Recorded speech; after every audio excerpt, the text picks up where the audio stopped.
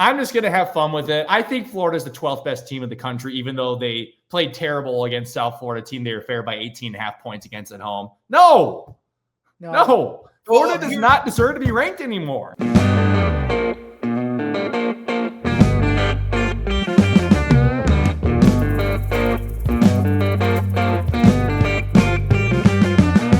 Hey, what's up, everybody? I'm Nick DiMartino. That's Zain Bando. That's Will Charlton. This is another edition of Forever Power 5. You can follow us across social media at FP5 ETB on Twitter and Instagram, and then on TikTok at Forever Power 5.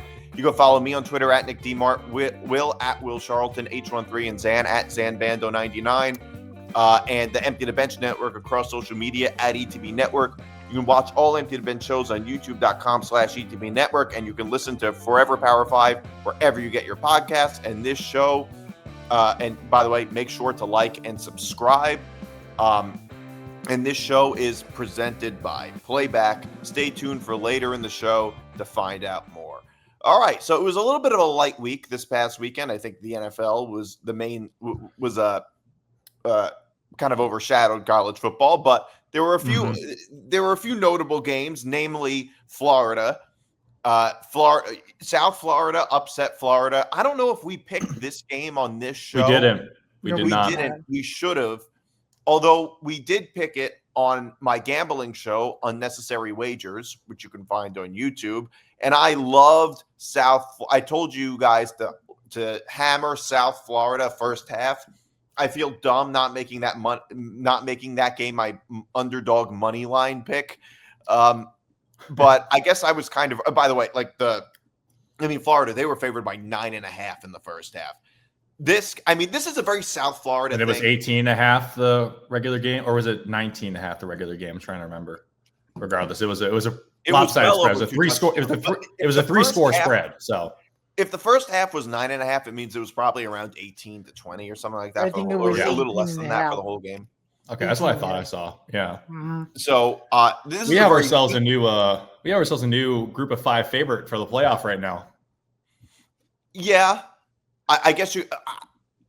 That's an interesting. I guess you're more of an optimist than me, because you look at it and you're like, oh, we have a new group of 5 favorite. I'm looking at it like Florida's in trouble.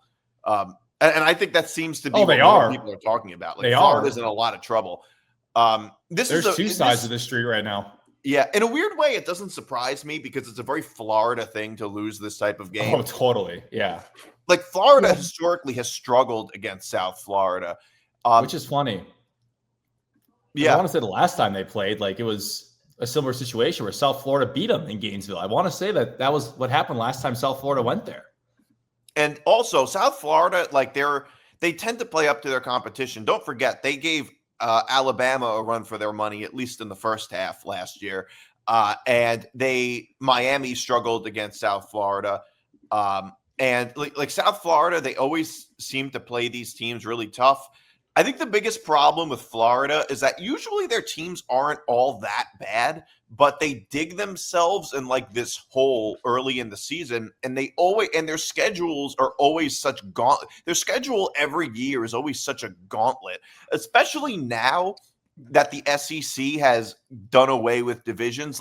They used to be able to get away with it a lot more when the SEC had divisions, and for a really long time, SEC West was this powerhouse, and the SEC East was a total dud. It was just like it was in the Big Ten, between the Big Ten East and the Big Ten West. So there were many years when Florida, even though they were in the SEC and maybe played a tough schedule, didn't really have to be all that good to get to the conference championship. We've seen times when we you beat Georgia, you're in pretty much. Yeah, well, there were these, because Georgia wasn't always good. We remember past maybe 7 or 8 years when around 8 years ago, Georgia started to get good. But before Kirby Smart got there really wasn't much there at all. Yeah, pre-Kirby Smart, Georgia was not always good. So Florida was able to sneak in even when they kind of stunk, because the SEC East, that whole side of the conference, was so bad. But it's not like that anymore. Now it's just the 2 top teams, and Florida just keeps getting hammered. They just keep getting hammered over and over again, and they lose these easy games. And a lot of times Florida, last year, they got a lot better towards the end of the season after it didn't matter anymore. But Florida is almost like the opposite. They're how when we get teams Syracuse or all Wake Forest or all sorts of teams that are in like the ACC, oftentimes that have really good records, but it's only because they play weak schedules. And people say, imagine if they played in the SEC, they'd get killed. That's what Florida is. Like, Florida is the example of the hypothetical, like, Syracuse team that ends up, like, if they had played in the SEC. Like, that's kind of what Florida is. Like, so to me, they're just kind of unfortunate. But in terms of, like, yep. Yeah, but I mean, just in terms of, like, talent, Florida always gets beat out by, like, the Alabamas, the Georgias, the Clemsons, all the other teams in the South. And well, I mean, to that point, though, I mean, here's DJ Lagway. You think you get this next generational quarterback, and he didn't play well at all against South Florida. He played, honestly, kind of bad. Like, I mean, the stats, if you look at the stat line, you see 23 for 33 with 222 yards, touchdown, and interception. You're like, okay, I mean, that's probably enough to beat South Florida. But if you watch some of this game, you realize, like, he just did not play well at all. No. And I think that Billy Napier right now is I want to say that he's probably the hottest seed in the SEC now after that one, because that's just a game you cannot lose if you're Florida. You can't lose that game at home, because now, like you were talking about the schedule, you got this gauntlet coming up, and now you go play LSU on the road this coming Saturday. What's going to happen there? I mean, Florida is in a boatload of trouble right now, and it's looking like Billy, because like they had expectations that Billy Napier, like after they kind of righted the ship a little bit last year, picked up wins against Ole Miss and LSU down the stretch. Now it's like you come into this year, you're preseason ranked, and then you lay down this egg. Florida's in a boatload of trouble right now, and Billy Napier is probably the hottest seat in the SEC right now. I mean, this is as bad as it gets when it comes to losses, because like I don't know. Johnny said it on my other podcast that they like the amount of money that Florida paid South Florida, but like Florida paid $500K, probably more than that. Like literally, I thought that's Florida what I saw. Paid money. They paid South Florida money to travel to Gainesville, essentially trying to buy a win. That's essentially what Florida did. That's what a lot of these early matchups are. Games. Yeah, and then they ended up losing. And also, my thing is, if you want to be taken seriously as a team, especially in the SEC, your quarterback, like you're talking about how DJ Lagway didn't play well, you should be able to win games against South Florida, at least figure out a way to win against South Florida at home, even if your quarterback doesn't play well. Like, you got to be able to win that game. And I don't know what it is with Florida, but why is it that they're always the team that like invents new types of personal fouls? They were the most innovative personal foul team I've ever seen. I swear, I feel like personal fouls. I feel like it started with the that's a comparison I've never heard before. That's interesting. I don't know if it was inspired by what happened in the Thursday night game with Jalen Carter. Yeah, but right. Their personal fouls are so unique. I've never seen a personal foul because a guy threw a shoe. Like, it's actually crazy. I've never seen that before. That was actually a really good Florida team that year too. That completely ruined their season. Yeah, it did. And also, you can honestly say that foul is why they lost that game. 100%. It also costed Dan Mullen his job, possibly. It did. And he honestly was a pretty good coach for them. I mean, he didn't do terrible. No, he was. Like, I think a lot of these SEC coaches, they just go by the wayside because they're held to impossible standards. Like, being a head coach in the SEC is like you're not going to win a national championship every year. It's not going to happen. Yeah, you're not going to make the college football playoff every year. It's not going to happen. No. Right. And also, just in general, so Billy Napier, this is so. By the way, I also want to point out the whole spit thing. It is honestly, like, I think it's more understandable if a player like pushes another guy or physically like punches him, whatever. All that makes or some type of unnecessary roughness. That makes infinitely more sense to me, given that you're playing a violent game and you're like in the moment and you're angry. But it's weird to be like in the moment and be angry and your instinct is to spit at them. That's a weird thing. You know what I mean? I don't get it. So the team just seems to, based on that, a lot of these Florida teams just lack self-control. Not a lot of discipline with the Gators. Yeah. So we didn't get to use Zan. I don't know. Does this game seal Billy Napier's fate? I mean, it's if it doesn't seal his fate, it's pretty darn close, and it's another one of those classic Florida defeats that anybody who saw it will probably never forget it. And I think the craziest part and the part that's missing in all of this is I guess the virality of this loss. I mean, you could tell that it was personal.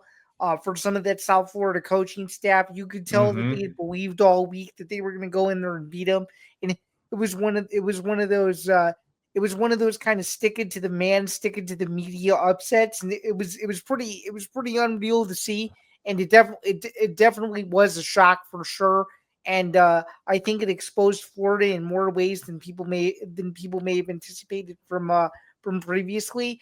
I knew that Florida's downfall was going to happen. I didn't know it was going to be this early in the season, but as someone who wasn't buying the Florida hype to begin the year, it was pretty cool to see my early season prediction come true to where I think they're already at the crash and burn stage 2 weeks into the season. You already have this gauntlet coming up starting this week against LSU. Like Will mentioned, it could be in for a long year in Gainesville, a very long season. And can I step in here and just talk about USF real fast? I'm so impressed by the Bulls. I mean, you go out, you're a touchdown dog to Boise State at home, you steamroll them, and you put the nation on watch. Like, oh wow, okay, so you just killed a team that went to the playoff last year and had a great season, and then all of a sudden you turn around the next week, you go into Gainesville and you get this win. I mean, People were talking about USF being a potential like sleeper in the American to like possibly even make the college ball playoff. And I'm seeing it right now. I mean, Byron Brown is turning into one of the most talented dual threat quarterbacks in for sure the American, if not the entire country right now. I mean, Byron Brown is making great decisions. He knows when to run the ball really well. I mean, he rushed for 66 yards in the game against Florida on top of 263 passing yards. So Byron Brown is a quarterback that the Americans got to watch out for this season because USF means business. And I think the Bulls it's going to be them and Tulane in the American, I think. And as of right now, I think USF's going to win the American. Well, they do have next week, this Saturday, they're playing Miami. So that's going to be tough. And I can that'll be another big eye test for sure. But you know what? You never know. On one hand, I could see it being a letdown game for South Florida. On the other hand, I could see like Miami also struggling because Miami tends to have a lot of problems with look-ahead games, just like they did last year under Mario. It seems to be a big thing under Mario Cristobal. There seems to just be a lot of look-ahead games with Miami, so that can always. They got to take these guys serious because USF is going to come in with the exact same mentality that they had this past weekend. They're going to want to go in and win that game. Oh, yeah. And it's crazy, just because I have to mention this, it's crazy that the CW of all places is carrying the biggest game of the week. Like, what are we doing here? Yeah. ESPN would be like, no, Georgia Tennessee is the biggest game of the week. What do you mean? Yeah. So there is also, by the way, like, so last year, I was almost a little bit surprised that Billy Napier didn't end up getting fired last season, especially given that, like, it seems like Florida. It's just because of the turnaround they had. That's really all it is. I mean, the wins against LSU and Ole Miss saved his job last year. That was really the case. Yeah, he went 8-5 last year and went 4-4 in the SEC, and that was enough to keep his job. And they won their bowl game too, I think. Yes, they did. Yeah. So I guess the same thing could end up happening this year too, which is like, but the thing is, looking at Florida's gauntlet. What if Florida messes around and somehow beats LSU on Saturday night? That'd be wild. That would be wild, and then it would just turn the whole conversation on its head. So Florida, in their next 5 games, in their next 4 games, they play LSU, Miami, both on Texas, the road.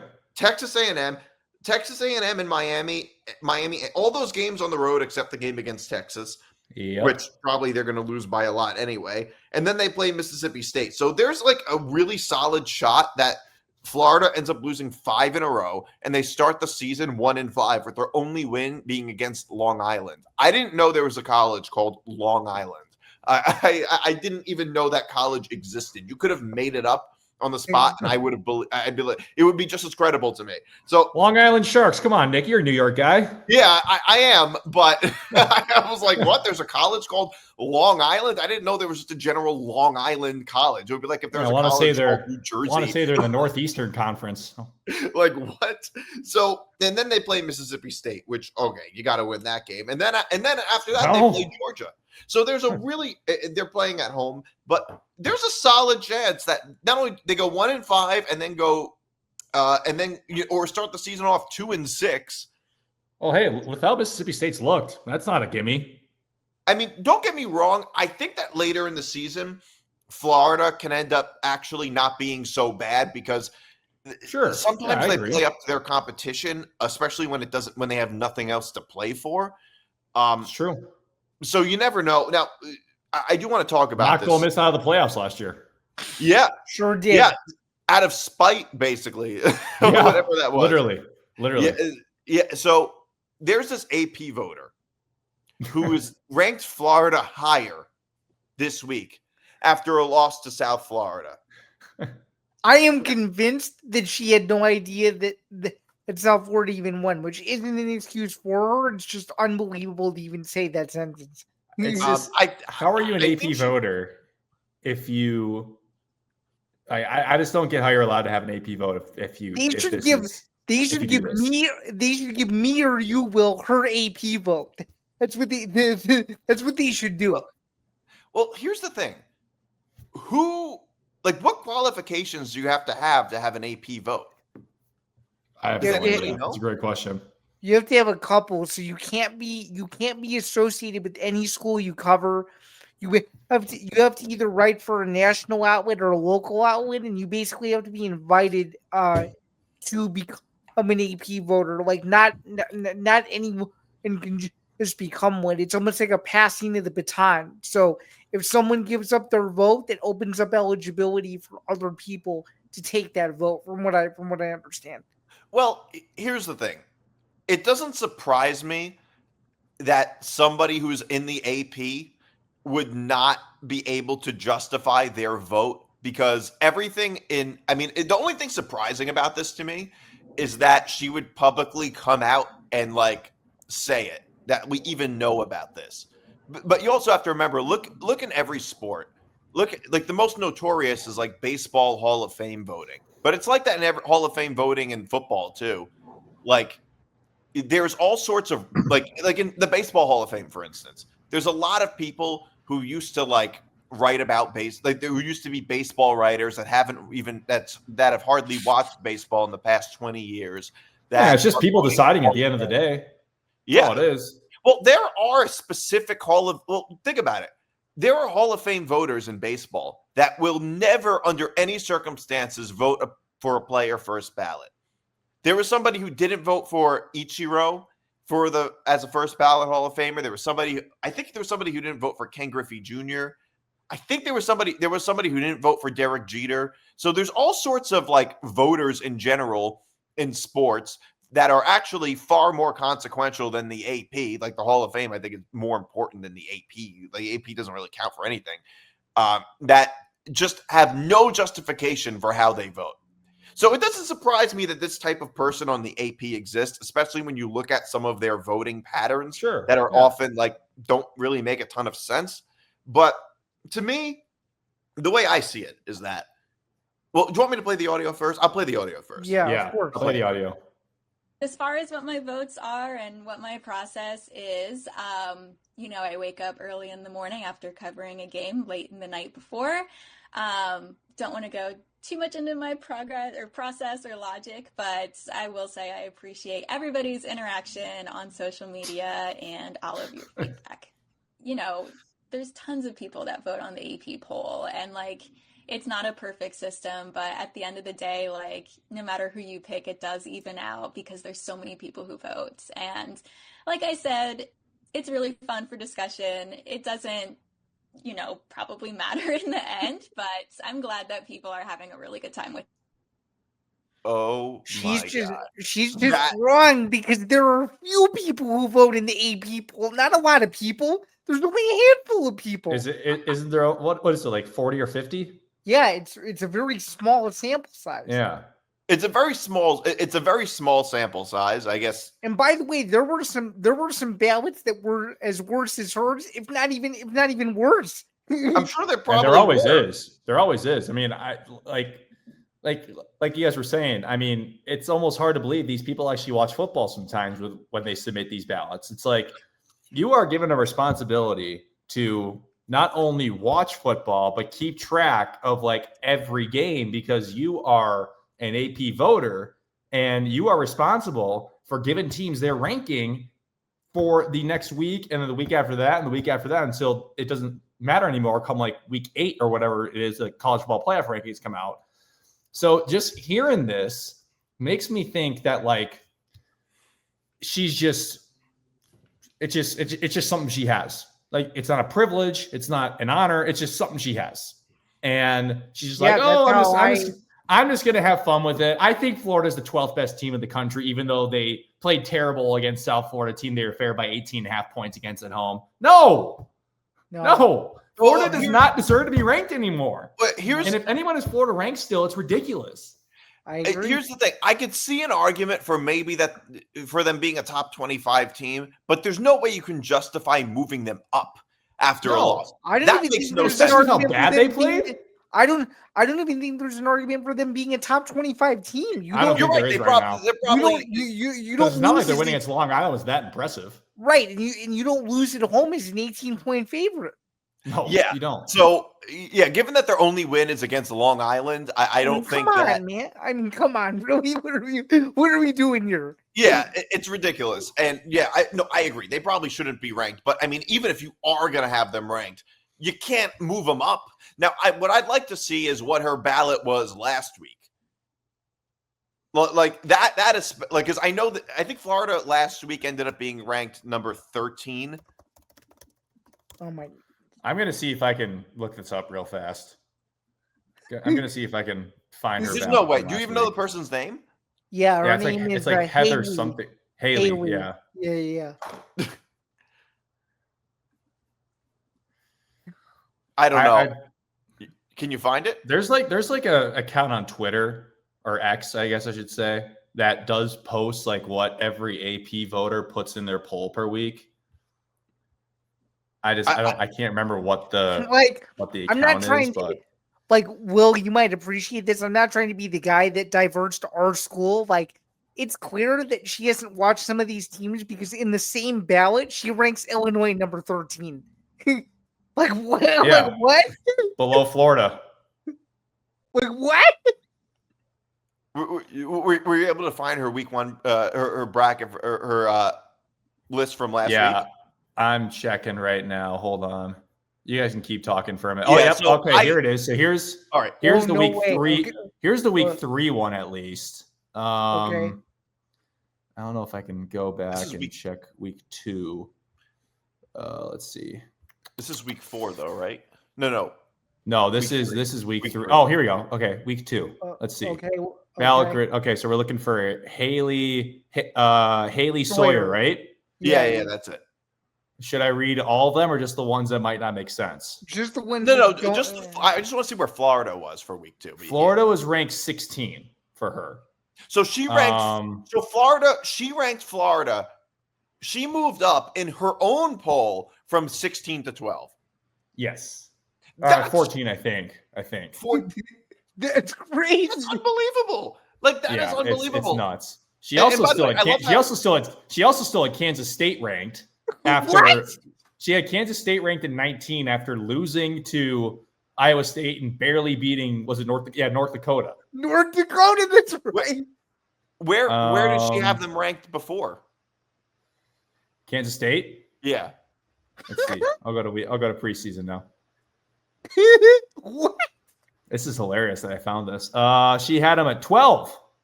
What? She also moved Illinois down after the preseason. What? Yeah, I guess she didn't like a 52-3 win. Here's the thing. Yeah, she moved Illinois down 4 spots after a 52-3 win over Western Illinois. Here's the thing. Makes And this is not RJ just about college football. This is just RJ Young's rankings look good. Seriously. Holy shit. I guess the one thing I appreciate is that she's not being anonymous about it like a lot of Hall of Fame voters. But here's the thing. If you're going to take, and this is just a rule in general, if you're going to take a position that is unpopular, which is obviously, it's more than unpopular, it's logically stupid. Unpopular doesn't have to be stupid. But if you're going to take a position that is unpopular, you got to be able to defend it on some level. 100%. Based on the logic. Like what about Florida did they do to deserve not just staying in the rankings, first off, but to go 2 spots up? What? Well, even it's like so crazy. Even with like a sentence or two, say, well, I think they should move up because of this, this, and this. And it's like, you didn't expect Florida to come anywhere close. They were like 18-point favorites, I think, at home.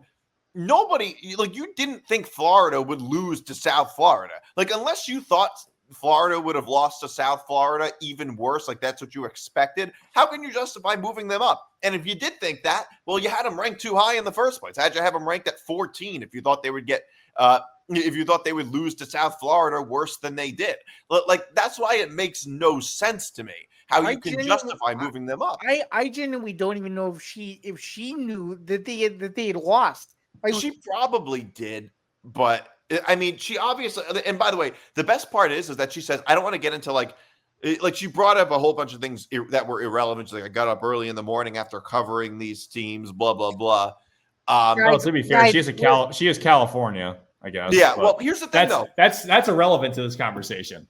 It is, but let's be real here for just a second, guys. If she wants to keep her process private, that only means one thing: she has no process. Well, no, the thing is, she literally said, "I don't want to go." Oh, the Florida Gators logo is cool. I'm going to put them there. Yeah, she said. Here's the thing: she said, "I don't want to go into like the logic that I used." It's like, yeah, because there was no logic. That's why there was no logic for that. That's just, just listing a whole bunch of teams almost like seemingly randomly. Like, if I had that little preparation to do this podcast, that little logic to support my positions, I would be embarrassed. For this show, I would be embarrassed, let alone like an AP voter. That's unbelievable to me. Seriously, I agree. Yeah, I mean, you would think that you were just an absolute football junk. I mean, some of these names on here, like Brett McMurphy's an AP voter. He follows college football extensively and he tweets about it all the time. Another one, Reese Davis is on here. Obviously, we all know who Reese Davis is. Right. I saw another name on here that was pretty. Mike Hill is on here from Fox Sports. And then. Who was the other name I saw in here? It was some local guys that we know too, who will obviously. Yeah, Bob Asmussen from Champaign. Yeah, he's on there. Yes, sir. Trying to remember who the other one was that I saw. NBC Sports. Who was it? Nicole Auerbach. Yep, Nicole Auerbach. Yep, and she's great too. Mm-hmm. Mm-hmm. Yeah, that's just. I'm just at a loss for words. Forever Power 5 is presented by Playback. Watching sports is more fun with others, but we spend too much of our time watching alone. Playback is a virtual space where communities can stream live sports together with everyone perfectly synced up. Creators can hop on stage, deliver their own play-by-play analysis and commentary, and invite viewers up for Q&A. Playback makes watching sports fully interactive and a social experience. From playing fantasy sports, repping your favorite players and teams, and watching the commentators and communities you care about. Win or lose, sports are best enjoyed together. Join our community by going to playback.tv/ETB network to find out more, including our live stream schedule. And now back to the show. I want to stay in the SEC. Ole Miss ended up beating Kentucky 30-23. I feel stupid about this because, I don't feel stupid, but I had the under 50.5. Kentucky kicks that field goal to make it 7. That useless field goal. to cut the lead down to 7. I'm really glad I didn't have Ole Miss minus 9.5. I cannot believe. And that's what Scott Van Pelt let off bad beats with, because he picked Kentucky to cover the spread in his winners segment. Yeah, he did. That's right. And then Lane Kiffin, after the game in his post-game interview, said, "Sorry to the gamblers out there." I saw this. I was like, I can't fucking believe this. Yeah, seriously. But no, I did not. That was funny. I didn't have Ole. I actually had. I think I had Kentucky on my other show. I want to say you picked Kentucky in this show too. Or maybe on this show I picked Kentucky, but I also had the under. I'm checking for you. Yeah, you took Kentucky to cover the points. Well, how was it? 9.5 or 10.5? Because at one point I think no, just 10. Yeah, I was gonna say it was 10. Just 10, I think. Mm-hmm. Oh, okay, so it would have been a push. 10. Yeah. Yep. Okay, but I also had the under. I definitely took the under. Yeah, you didn't. So. Yeah, so I figured this game would be a bit more of a slugfest. I mean, I think we all did. Yeah, I guess you could say we all. Yeah, I guess you could say we all did. I mean, the SEC, I guess you could say, had kind of an interesting week. I mean, it was mostly their top teams playing a whole bunch of nobody schools outside of. I mean, Florida, obviously, that was a rough loss, but outside of Florida, I would say it was mostly not all that bad. I mean, Oklahoma had their win against Michigan, and Mississippi State was able to beat Arizona State. I mean, Mississippi State is like the worst team in the SEC, and they beat one of the favorites in the Big 12.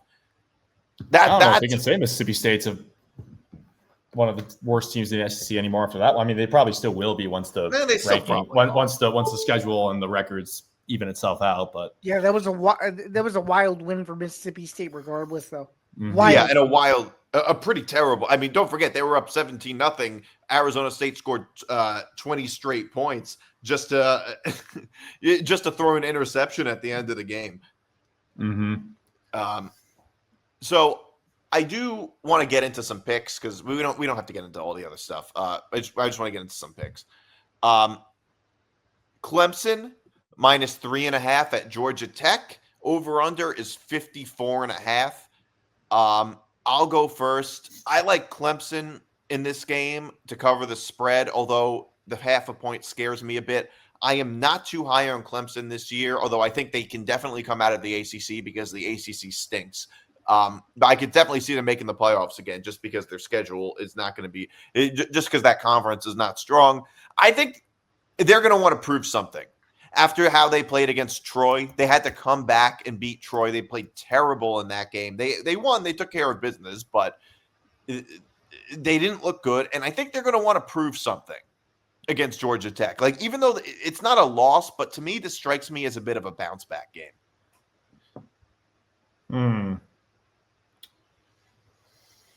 Man, this is an interesting one because I'm a big believer in Haynes King. And I do like Georgia Tech, but I do know what you mean about the bounce back game. And 3.5 is a pretty low number, but I could see this being a close game. I do feel like Clemson might cover that number just like towards the end. Even if it is a close game, I can still see Clemson coming out and covering the spread anyway. Like, even if Clemson struggles again like they did against Troy, I still think they're going to cover. I mean, I guess, yeah, I'm a believer in Haynes King too. I am. And Georgia Tech, they're going to game plan around them, though. They got a good defense. Yeah, I think Clemson, I just don't see them struggling that bad again against Georgia Tech. Yeah. Yeah, I don't think so either. Part of me wants Zain, you're taking Clemson? Mm-hmm. I'm not touching the over-under, though. Neither part of me wants to take Georgia Tech here, man. But, I just don't know if I can do it.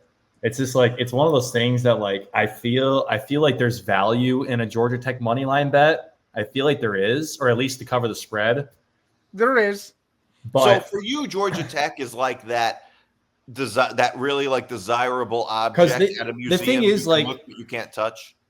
Yeah, it's like Georgia Tech. I feel like they always have a marquee win every year. Every single year. They're usually not a team that that is ever fantastic. Like they'll give you a 6-6 or a 7-5 or an 8-4 here and there, but right. And they always have that. They always have that one win per year that like just kind of stuns people. Right, and you go back to that blocked field goal 10 years ago against Florida State. That's the first one that always comes. You know what? Screw it, Georgia Tech. I'm taking the Yellow Jackets. They're at home. I think that Haynes King is gonna deliver in a big way here. I'm going to take Georgia Tech plus the 3.5. So you fell for the Georgia Tech temptation. Yeah, I'm not. After last week, I'm taking my thoughts back on Clemson. I thought they were going to be dominant this year, and they were just awful last week at Troy. Or against Troy. I'll say this: everything with teams usually is not linear. And usually, as I think this is definitely true about Clemson, usually when teams show you a sign that they're struggling, the next week they show you a sign that they're not. I know. Usually, and my view on college, and I could totally see Clemson also crushing them. I could see that too. But for some reason, Clemson crushing them, and it would not change my view. I could see Clemson crushing them, and it would not change my view on Clemson. I feel like that might be that one game per year you get out of Georgia Tech where they're just like, whoa. Because they beat Colorado on the road already. I'm not saying Colorado's great this year or anything like that, but they still have a road win against another Power 4 opponent, so they know what it takes to win a big game, so to say. Yeah, I'm going to roll with it. Rambling Wreck, here we go. Georgia at Tennessee. This should be. This game's on the CW, right? No. This is on ESPN. Yeah. Which game's on the CW? Miami and USF. Oh, okay. So this game, 3:30 SEC game, feels weird that it's not a CBS game. But yeah, the 3:30 SEC game of the week, Georgia at Tennessee, -3.5, over under 49.5. Mark this down, Zan. I'm taking Tennessee plus the 3.5 and the under. Okay. And I like both of these picks. Well, I like it. I like Tennessee this year. I think they're going to be pretty good. Here's the thing, though. It's not so. This pick for me is not so much about Tennessee. It's a little bit more about Georgia than it is about Tennessee, and in general, the SEC. Tennessee is playing at home and getting points. We don't know a ton about Georgia this year. We don't know a ton about Tennessee either. We don't know a ton about Georgia. And we don't really, and to me, I don't know what they're going to be. But I'm under the impression that it's going to be similar to what they were last year, which is a team that's very good on defense without any real dynamic playmakers on offense. That's kind of what Georgia looks like this year, with a quarterback who's probably a little bit of a downgrade at quarterback, most likely. I would argue that as well. I mean, if you look at their receiving core, it's really just not good outside of like their number one target. I mean, I looked at their receiving core; it isn't good, and I don't think they have a whole lot of playmakers on offense. And having a team, and not to mention the fact that playing on the road at SEC environments is just really difficult. Look at everything that happened last year in these SEC road games. It's really tough. And to be giving 3.5 points, I just don't buy it. I can't really say I buy Georgia. Like, they might end up being better than I think. Tennessee might end up being a little worse than I think. But as far as I'm concerned, both of these teams, I would say, are top 5 teams in the SEC. I mean, Tennessee is, or at least in the top half of the SEC. Tennessee's right there. Yeah, Tennessee's right there. Tennessee's right there. Like, okay, maybe they're not quite Alabama, LSU, Georgia, or Texas, but they're not too far behind. And we don't really, outside of Texas, we don't even know what the order is even going to look like. So Tennessee, like I said, they're at least the top half of the SEC, and all those teams jumbled around. They can go in any different direction. I mean, Georgia might end up being like the 6th best team in the SEC this year, for all we know. And I don't know if Georgia's really been the same the past couple of years, especially offensively. So I really like Tennessee here, getting the 3.5. Even if Georgia wins by a field goal, they don't win. I'm taking Tennessee, and I'm taking the under because I think this game might be a little bit of a slugfest. I think a lot of that's about Georgia. I like Georgia's defense, but I don't like Georgia's offense. I like the under. Yeah, I hear you. Just to point out to our viewers here, Nick was saying that Georgia, Tennessee's getting the points. They are Georgia's a 3.5-point favorite. We have it wrong on there. Oh, I'm sorry, I screwed that up. Yeah, no. I wanted to point that out to avoid any confusion there. Yeah.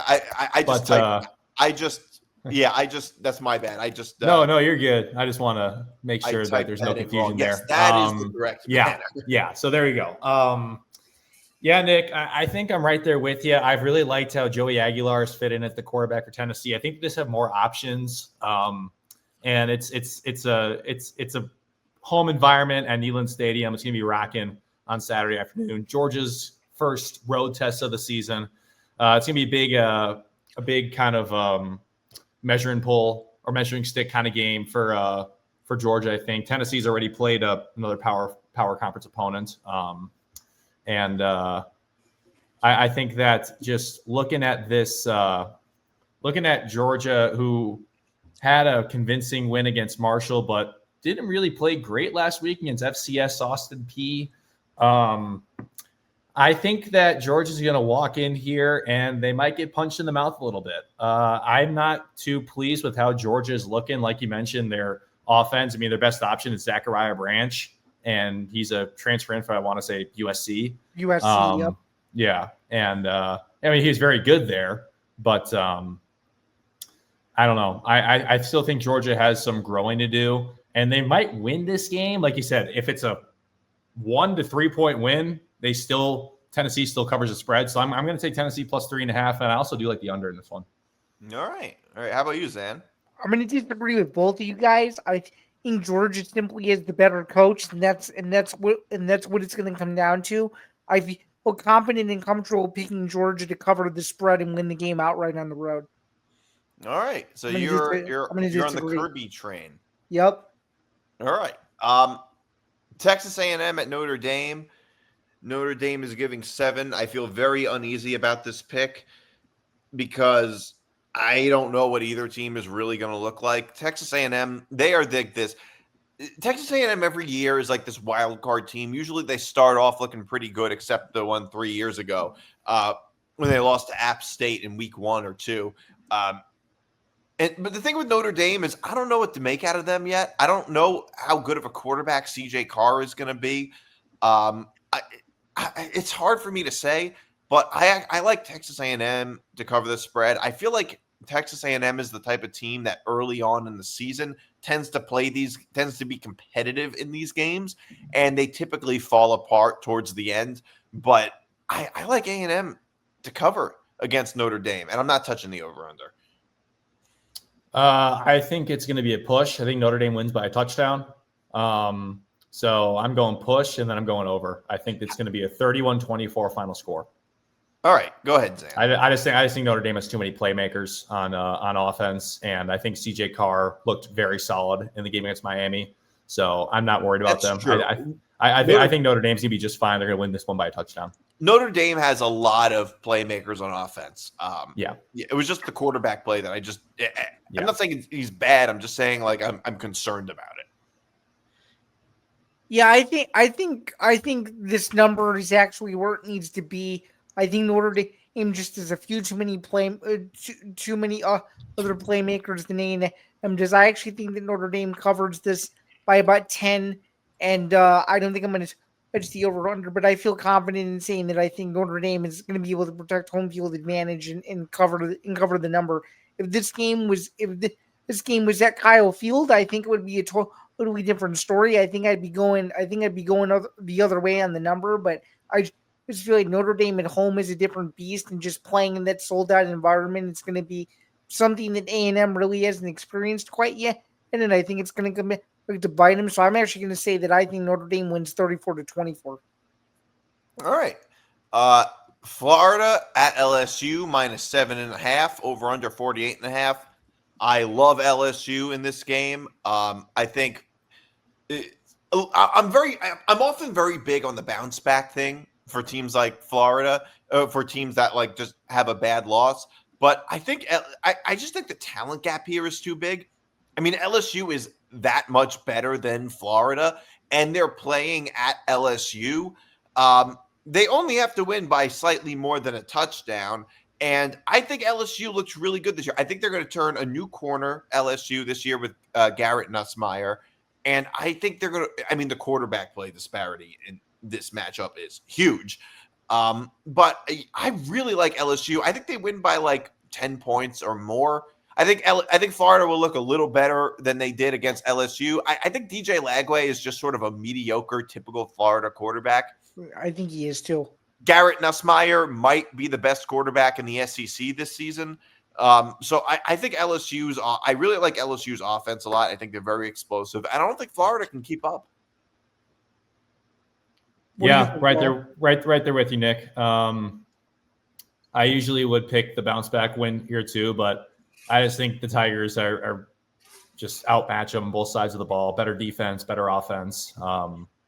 Just again, I think it comes down to more playmakers on offense too. I mean, I think that Caden Durham's gonna have a big game, the running back for LSU, and I think Garrett Nussmeier is gonna be able to chuck the ball around a little bit. I got Florida winning by between. You mean LSU? LSU.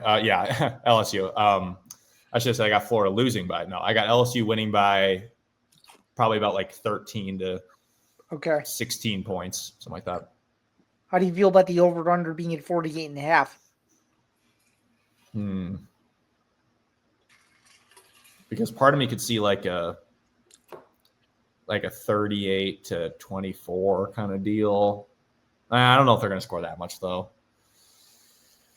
Not going to touch it. Okay. No. Yeah, I think Nussmeier outduels Lagway in a big way, and I think a big key here is that LSU's playing at home. I think it's one of the most hostile environments in all of college football, regardless of conference. And I think LSU is a team on a mission. I think they realize that some of the SEC, maybe minus Texas, is a little bit down this year, so it gives LSU kind of like an open door to start their run of dominance. And I think getting a win over Florida will give them enough confidence to say, hey, we can hang as, one of the 4 best teams in college football. And I think very easily should be able to cover a touchdown and a half. I'm not touching the over under either, but I just don't see how LSU can't go in there, take care of business, and at the very least cover a number that seems manageable. If it was over 7.5, I'd be a little bit more skeptical just because of how many points it would be. But I think a touchdown and a half is comfortable enough at home to where I feel confident that they should be able to cover this number. And again, like Will just alluded to, I think when you compare playmakers on both sides, LSU just outclassed them in every way. And I would say that Brian Kelly's the better coach too. So I think that all of those make for an easy recipe to where if LSU loses this game, it's a huge shock. So, yeah, I also want to be shocked if Florida actually gives them a really good game. It's like the Florida way to do something like that. Like it really is. Yeah, and I think they still can in LSU. Oh, they absolutely can. Yeah, I mean, just last week before this on last week's show, we were talking about like how LSU.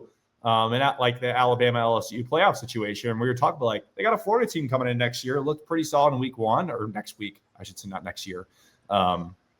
But we were just talking about that last week, how Florida can give some problems this week. I wouldn't be shocked if, Florida actually does give them some problems this week. And LSU can still cover the number if that happens, but wouldn't be shocked. Yeah. Finally, I want to talk about Vanderbilt at South Carolina. South Carolina is giving 5.5. I love South Carolina here. I think it's going to be a tough matchup for Vanderbilt. I think South Carolina is sneaky. I think they're one of the better teams in the SEC this year. Lenora Sellers is, I think, going to be better this year than they were last year. I really just like this South Carolina team. I think I like South Carolina minus 5.5. Okay. Yeah, I like. Well, if you want. No, Zain, go ahead. Okay. Yeah, I was just gonna say, like, again, it's very similarly to the last game here, where Vanderbilt is going into a very, very difficult environment where I feel like South Carolina at home just simply plays differently.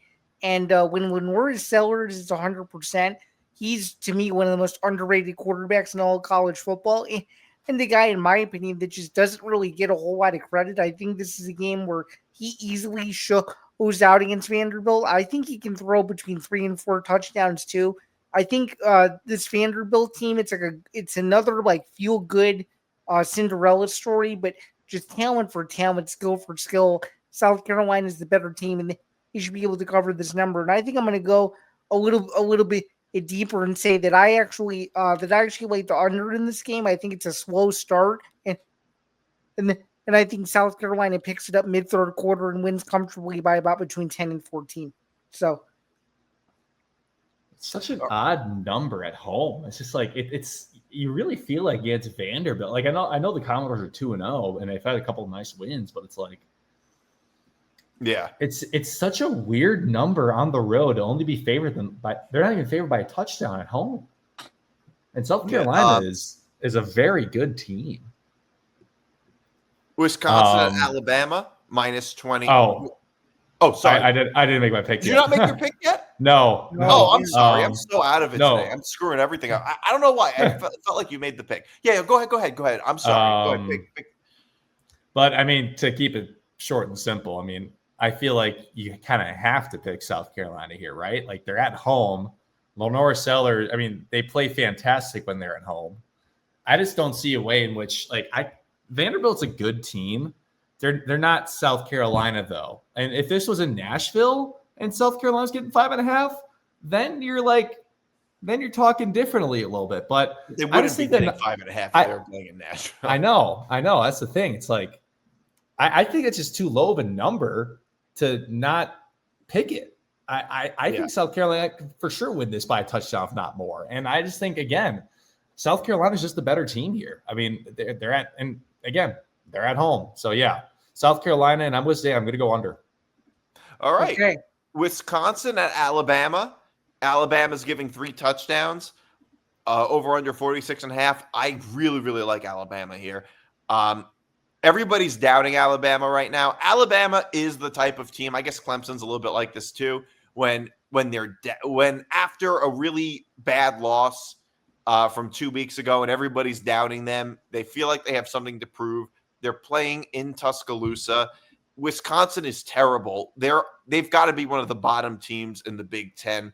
And I think that given Ty Simpson as their new quarterback, they're going to want to keep him in the game, get him a lot of reps. And I think Alabama's just kind of going to blow them out. I don't think they're going to call the dogs off, at least not too early. So I think Alabama wins by a whole lot. This is going to be a tough game for Wisconsin. Will, what about you? What do you think? Alabama had their get right game last week. They're not covering that number this week. You don't think that the get right can be a little bit of a process? They're going to be looking they're going to be looking past Wisconsin. They're still going to win the game. They're going to be looking past Wisconsin though. Wisconsin I don't know is about that. Good. I think they know they have such little margin for error that I don't think they're going to be looking past Wisconsin. I really don't. Alabama's not a disciplined team though. I'm telling you, I think if they're going to overlook this team, they're only going to win this game by like 13 or 14 points. Wisconsin's for some reason going to stay in this game. I don't know how they will, but maybe it's defensive side of the ball potentially. I don't really see the offense doing much. I'm going Wisconsin to cover. I'm going under. I think it's going to be a low scoring game, and I think Wisconsin's going to cover that number. Interesting. Huh. Well, that's probably going to come back and backfire on me, but yeah. Yeah, I would suspect that. And I'm actually not going to go for picking this game because I'm kind of feeling the same vibes as Will, that this game is going to be closer than what people may expect. And I'm actually just going to strictly take the under. And I just think there's going to be a lot of punts and field goals in this game. I think it's going to be I'm with you. I think it's going to be a really boring game where the score's like 13-10 at half or something. I'm with you. I'm right there with you. It's going to be horrible. I'm right there with you. That's exactly how I see it going. All right. So finally, last game, big noon kickoff game. Oregon -27 and -4 touchdowns at Northwestern. Over under is 48.5. They could be favored by 40, and I would still take Oregon. This Northwestern team is unwatchable. God awful. I got to tell you. Oregon might single-handedly hit the over by themselves. Literally. It might be. I actually think they probably will. It might be 48-0 at halftime. What? Wait, Zan, you live in Chicago. Yeah, I do. What is the weather supposed to be on Saturday in Chicago? Well, as of 2 days ago, it was thunderstorms. Let me double check. My entire pick hinges on this. Okay. And it is right there on the lake. Depends on what the weather forecast is. Hang on. Okay, so the weather in Chicago. This is an excellent question because it's been fluctuating the entire week. As of right now, 86 degrees is the high, and it's going to be partly cloudy skies all day, and a 21% chance of rain. And what's the low? The low is 68. Is it supposed to be windy? Based on what you said, it doesn't sound like it. About 10 miles per hour, in fact. Is that a lot of wind? Not really. Not really. That's kind of like average for that area. Not enough to really inhibit like a passing game. Okay. You know what I mean? Then I'll go with Oregon minus the 4 touchdowns. That's my pick because Northwestern is bad, but I'm going to go with Oregon because, like I said, I think they're also going to run up the score a lot, just like with Alabama against Wisconsin. The talent gap here is huge, and I don't think the weather is going to be enough of a factor. Sometimes the weather at Northwestern can be a really big factor. Like I think a couple of years ago with Ohio State, and they played at Northwestern. But it sounds like the weather's going to be mild, so I'll go with Oregon. Okay. Well, what do you think? Oregon covers the over by themselves. So you like it? There's a good chance they do. So you like the spread and the over? Okay. Correct. Okay. It might be like 49-7 final score. Yeah, this is not going to be a good game. So let me just get it to you straight here. The game was already lost 3 days ago when it was announced that Cam Porter was going to be done for the year. Northwestern was going to lose this game anyway, but with their single best offensive player out for the entire year, there's no way they're sniffing the light of day. Give me Oregon to cover the number and give me the over any which way until Sunday. This is the easiest pick of the entire weekend. Northwestern is within even 2 touchdowns, I will be literally blown away. All right. So, give me all right. So those are our picks. That's our show this week. Thanks for tuning in, everybody. I'm Nick DiMartino. That's Zain Bando. That's Will Charlton. This was another edition of Forever Power 5. So enjoy the games, everybody, and good luck with your bets if you're going to listen to us. Have a fun week 3 of the college football season, folks. We'll see you back here next week. See you soon, guys.